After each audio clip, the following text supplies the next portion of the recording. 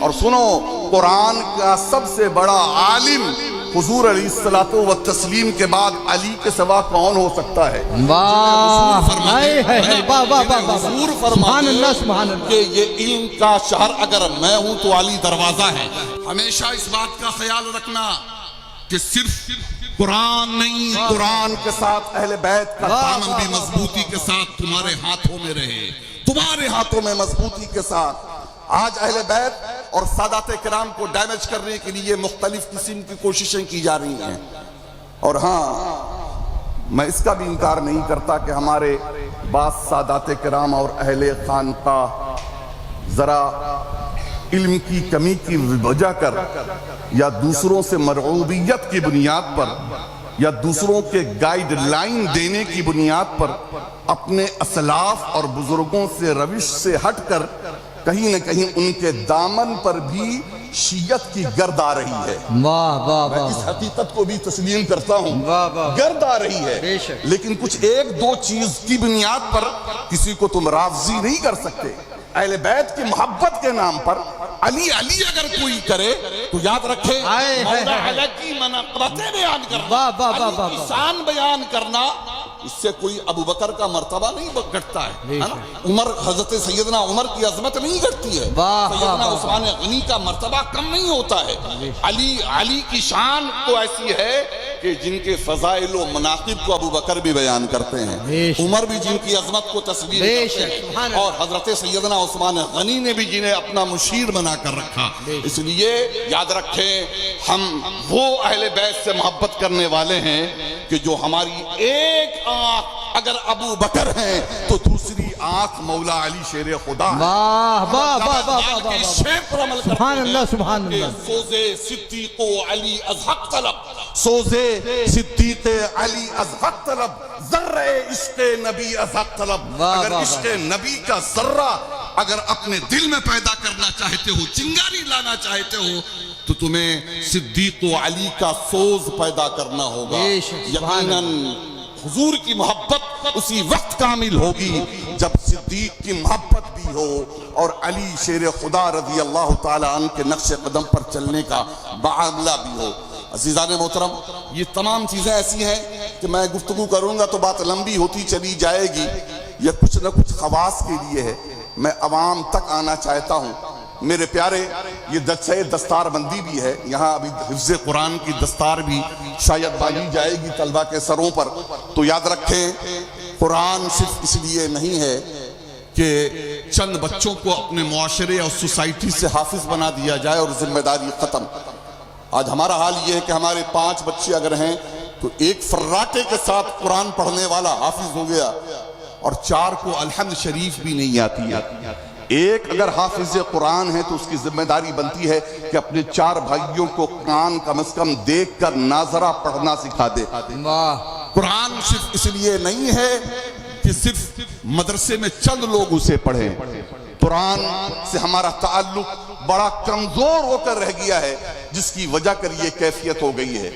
قرآن سے ہی تعلق کمزور ہونے کی بنیاد پر اہل بیت سے محبت کا دامن ہمارے ہاتھوں سے نکلا جا رہا ہے، ورنہ حقیقی معنوں میں قرآن سے جس کا رشتہ اور تعلق مضبوط ہوگا وہ کبھی اہل بیت سے دور نہیں ہو سکتا، اور اہل بیت کا دامن اس کے ہاتھوں سے چھوٹ نہیں سکتا۔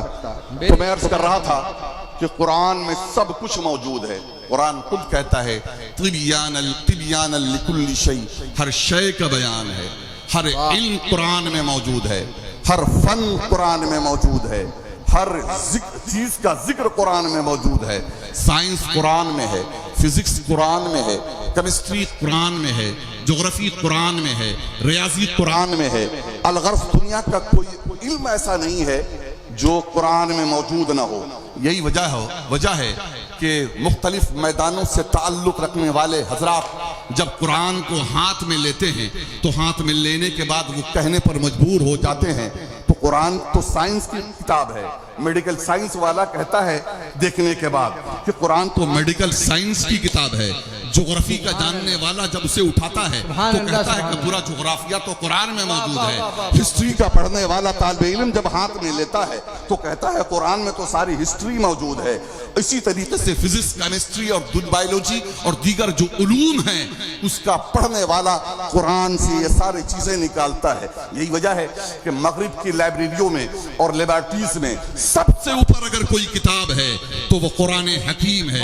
ان کی نظر بھی وہاں جا رہی ہے کہ وَلَا رَطْبٍ وَلَا يَابِسٍ إِلَّا فِي كِتَابٍ مُبِينٍ، ہر خشک و تر کا بیان قرآن میں موجود ہے، ہر شے کا بیان قرآن میں موجود ہے۔ اور سنو، قرآن کا سب سے بڑا عالم حضور علیہ الصلوۃ والتسلیم کے بعد علی کے سوا کون ہو سکتا ہے؟ واہ، حضور فرماتے ہیں کہ یہ علم کا شہر اگر میں ہوں تو علی دروازہ ہے، حکمت کا شہر میں ہوں تو علی دروازہ ہے۔ تو پھر اگر میں کہہ دوں کہ علی سے بڑا عالم کون قرآن کا ہو سکتا ہے تو کون سی غلط بات ہے؟ یہی وجہ ہے کہ علی چیلنج کے انداز میں کہا کرتے تھے سلونی اما شئتم، جو چاہو مجھ سے پوچھو، جو چاہو سوال کرو۔ قرآن کی کون سی آیت کب کہاں کیسے کس وقت نازل ہوئی، شان نزول کیا ہے، میں سب بتاتا ہوں۔ چنانچہ ایک یہودی چلا آیا، علی کو نیچا دکھانا چاہتا تھا، علی کو ڈیمیج کرنا چاہتا تھا۔ علی آپ چیلنج کرتے ہیں، کہتے ہیں قرآن میں سب کچھ ہے، تو ذرا بتائیے کہ قرآن میں آپ کی داڑھی اور میری داڑھی بھی کہیں ہے؟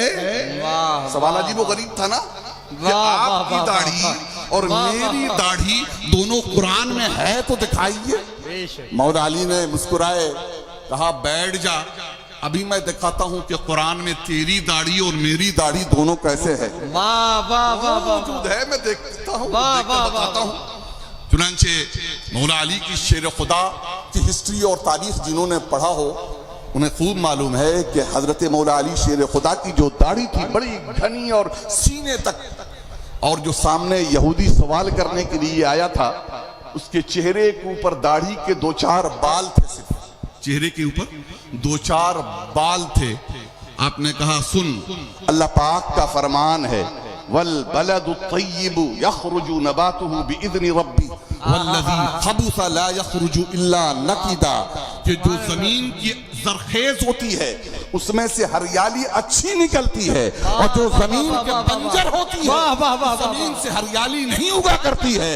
میری زمین اچھی ہے، اللہ نے ہریالی اچھی اگائی ہے، اور تیری زمین بنجر ہے اس لیے تیرے زمین سے کچھ نہیں نکلتا۔ واہ واہ واہ، نعرہ تکبیر، نعرہ رسالت، نعرہ حیدری، اے زندہ باد۔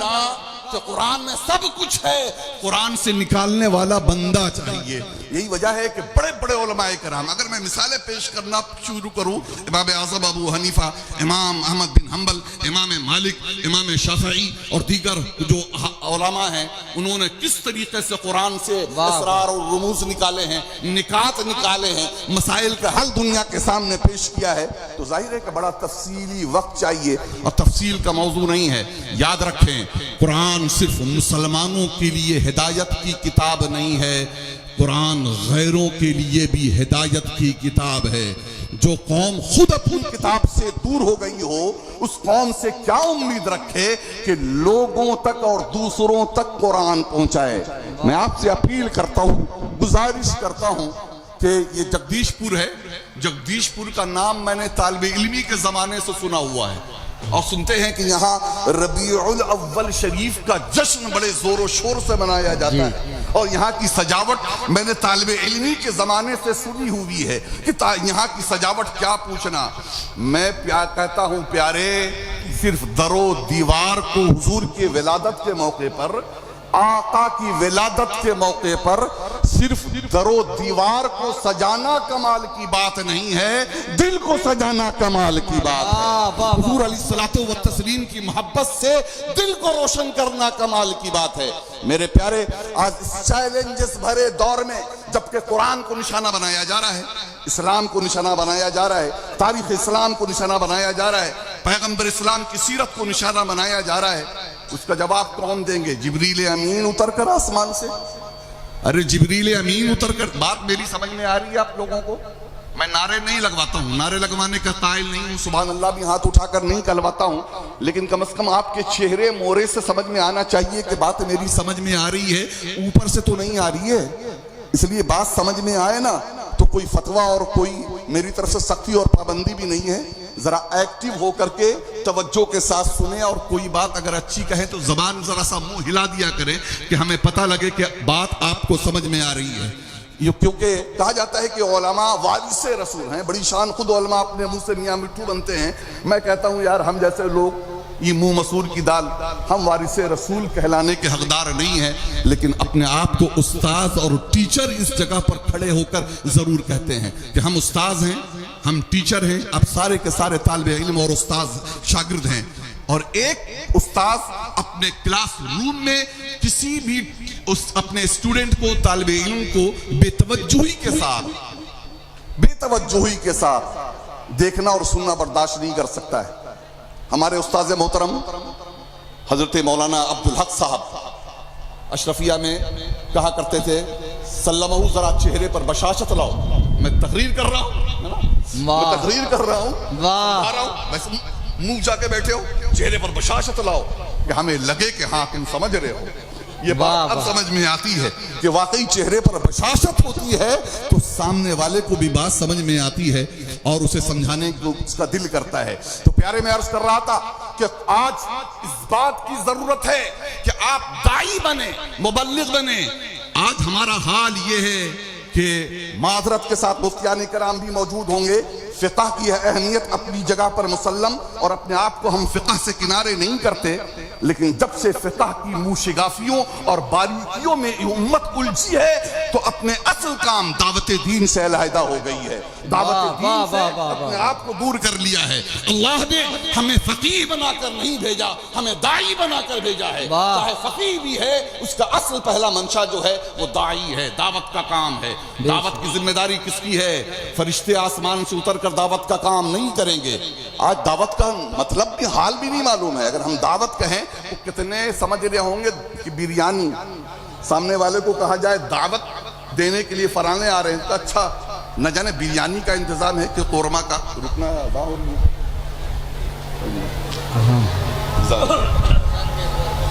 ایک زنگ اعتبار کر لیتے ہیں، ٹھیک ہے، بسم اللہ۔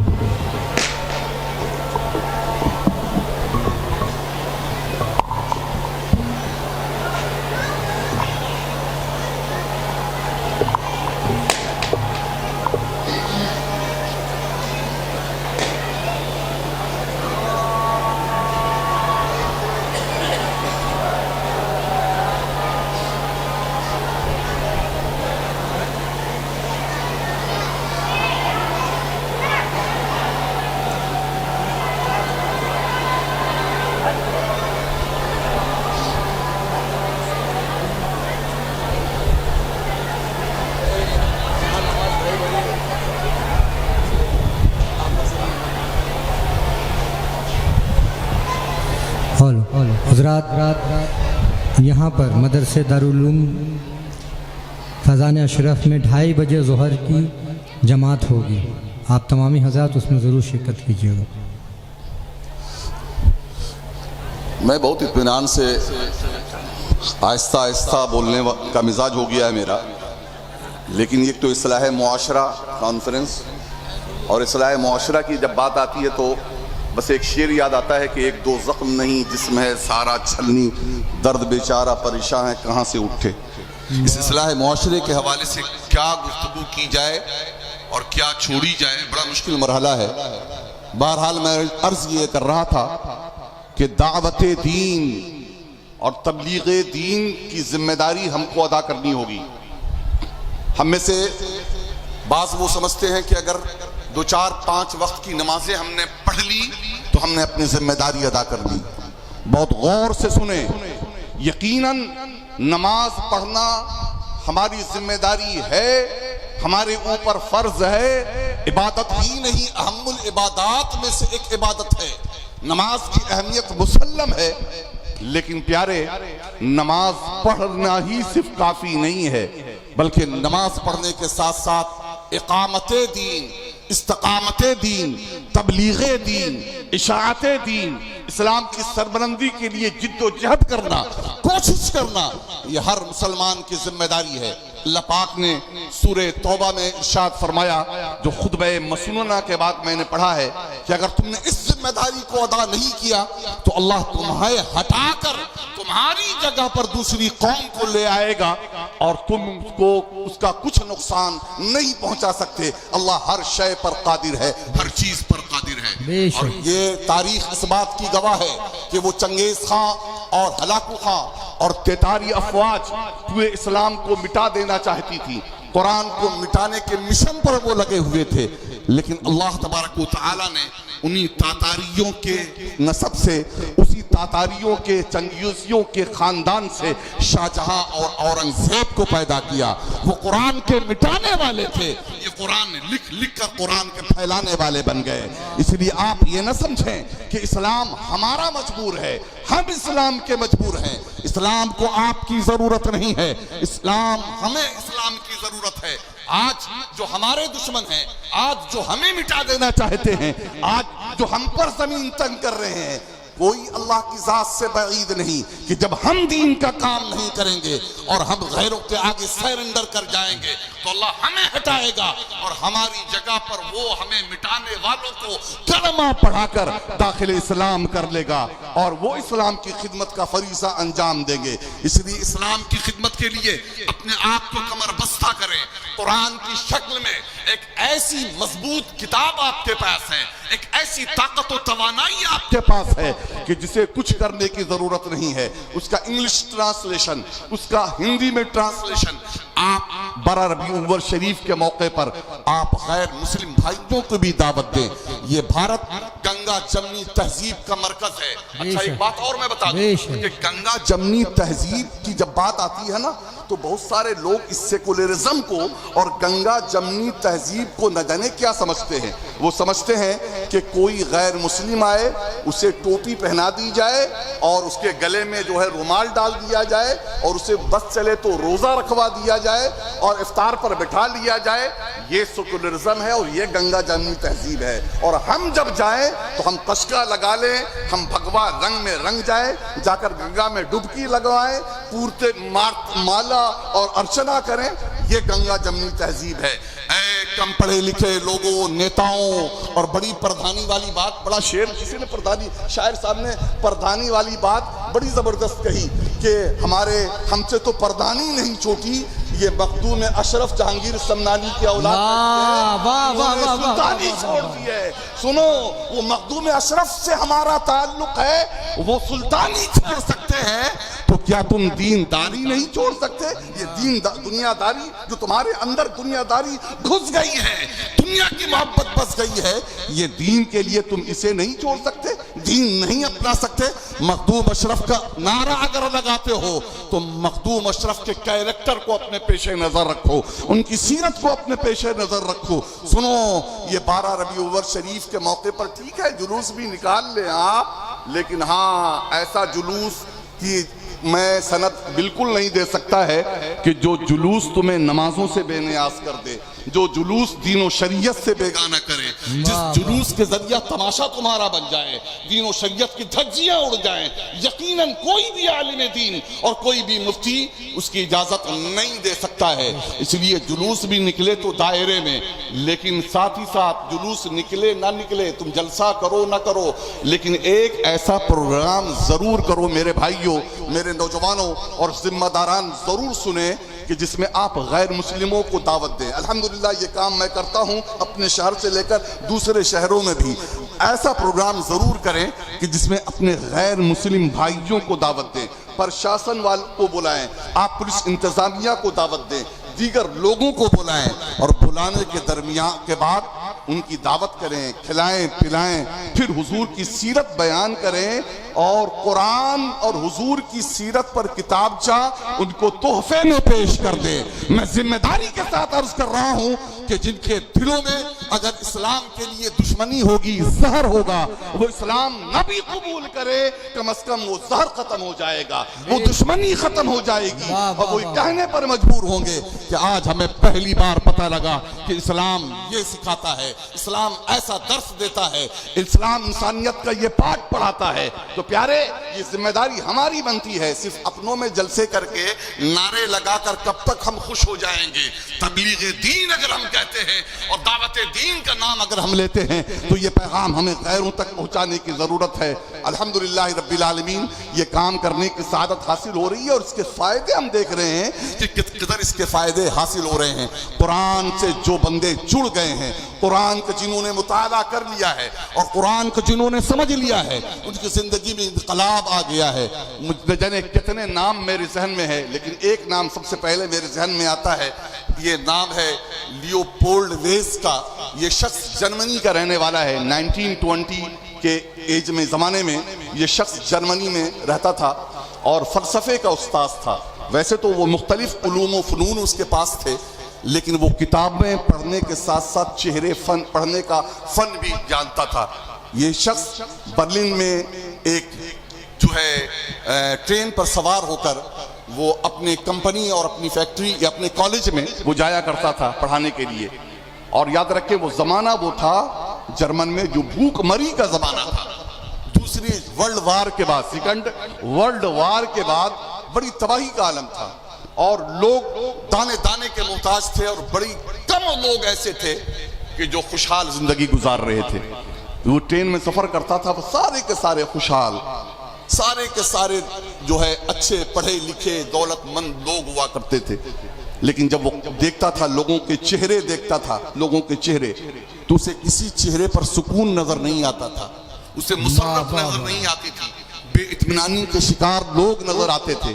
وہ دیکھتا تھا کہ بچوں کے سوا کوئی خوش نہیں ہے۔ ظاہر ہے کہ وہ محققین ایسے ہوتے تھے، وہ انگریزوں کا معاملہ ایسا ہوتا تھا، ہم لوگوں کی طرح نہیں کہ کسی چیز کو وقتی طور پر کوئی چیز آئی اور پھر جھٹک دیا۔ وہ ان لوگوں کے دماغ میں اگر کوئی بات بیٹھ جائے تو وہ تحقیق کیا کرتے تھے۔ یہ محققین اور فلسفیوں کا یہ معاملہ انڈیا میں بھی ہے۔ چنانچہ اب وہ اس تحقیق میں لگ گیا کہ کیا وجہ ہے کہ یہ خوشحال لوگوں کے چہروں پر مسرت نہیں ہے، خوشی نہیں ہے۔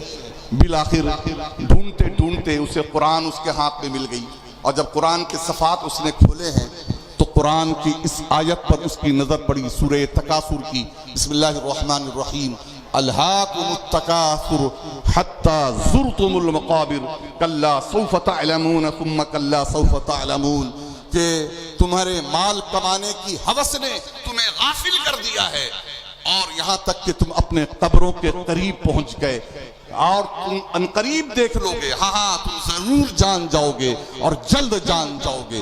قرآن کی اس چھوٹی سی آیت الہاکم التکاثر حتی زرتم المقابر نے اس کے بند دریچے کھول دیے، اور جب صفحہ پلٹا ہے تو پھر ایک آیت اس کی نظر کے سامنے آئی، الا بذکر اللہ تطمئن القلوب، اللہ کے ذکر سے چین ملتا ہے، دلوں کو سکون ملتا ہے، دلوں کو قرار ملتا ہے۔